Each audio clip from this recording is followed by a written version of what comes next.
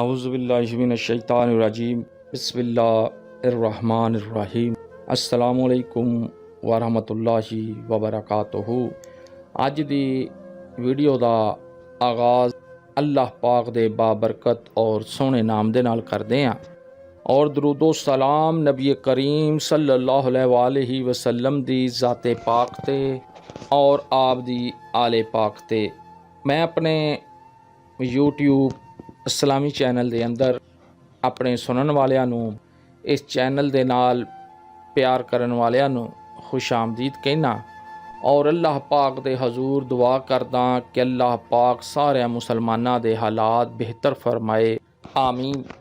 बहुत ही प्यारा और नसीहत वाला वाक़या अपने हालात दुरुस्त करन दा, अपने घरों परेशानियां मुश्किलां तकलीफ़ां ख़त्म करन दा वाक़या अपने सुनन वालियां लई लैके हाज़िर खिदमत होया। ये वाक़या एक बादशाह दा और एक अल्लाह दे वली दा सच्चा वाक़या है। ये वाक़या सुनन तो बाद, इस वाक़े दे उत्ते अमल करन तो बाद अल्लाह दियां रहमतां और अल्लाह दे फजल तुहाडे घर दे विच, तुहाडे कारोबार दे विच, तुहाडी सेहत और तंदुरुस्ती लई, तुहाडे बच्चियां दी खैर बरकत लई और तुहाडे हर दुख दर्द ख़त्म करन लई लाजवाब और एक सबक अमेज़ वाक़या है। इस वाक़े दे नाल तुसी बहुत जल्द अपने घरां दे विचों अपनियां परेशानियां मुश्किलां तकलीफ़ां दुख दर्द दूर कर सकदे हो। एक अल्लाह वाले दा सच्चा वाक़या भी आ और साडी ज़िंदगी लई साडे लई एक सबक भी आ और एक वजीफ़ा भी आ कि अगर असीं ये अमल करांगे इंशाअल्लाह ताला साडी ज़िंदगी दे विच कदी भी कोई मुश्किलां परेशानियां तकलीफ़ां गम दर्द नहीं आउणगे। कहंदे ने कि सुल्तान हारून रशीद अपने वक़्त दा बड़ा ही ज़बरदस्त ताकतवर बादशाह सी। उस दे मुल्क दे विच बहलोल नामी अल्लाह वाला भी रहिंदा सी। उस नूं बहलोल दाना भी कहंदे सी कि बहुत उह सियाना सी, समझ बूझ रखदा सी और उस दे तल्लकात दुनिया दे किसी भी बादशाह अमीर तरीन मालो दौलत सेठ नाल नहीं सी।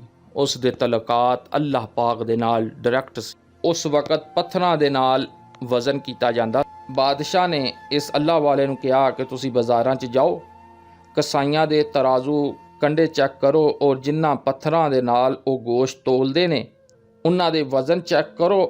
अगर किसी दा तोलन वाला वट्टा घट होवे उस नूं गिरफ्तार कर लो ते मेरे हजूर हाज़र करो। वो अल्लाह वाले बाज़ार जाते हैं तो पहले कसाई दा ही तोलन वाला पत्थर चैक करते हैं। वो वज़न दे विच बहुत घट निकलता है। कसाई दे कोलों पुछदे ने कि तेरे घर दे हालात कैसे ने, तेरे अपने खुद दे हालात कैसे ने। कसाई कहंदा कि मेरे बहुत ही बुरे दिन चल रहे ने, दिल करदा कि इस गोश्त कट्टण वाली छुरी दे नाल ही मैं अपनी शाहरा कट लवां और मैं खुदकुशी कर लवां। अल्लाह वाले इस नूं छड्डदे ने ते अगले कसाई दे कोल जांदे ने, उस दा पत्थर चैक करदे ने ते ओह भी वज़न दे विच बहुत घट निकलदा है।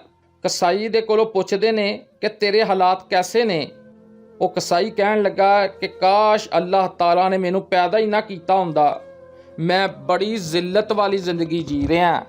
अल्लाह वाले उस नूं छड्ड के अगे वधदे ने, एक तीसरे कसाई दे कोल जांदे ने और उस दा तोलन वाला पत्थर चैक करते हैं, उस दा वज़न करते हैं।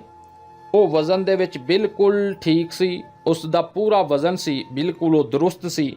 वो कसाई दे कोलों पुछदे ने कि तेरी ज़िंदगी कैसी गुजर रही आ, तेरे घर दे हालात कैसे ने।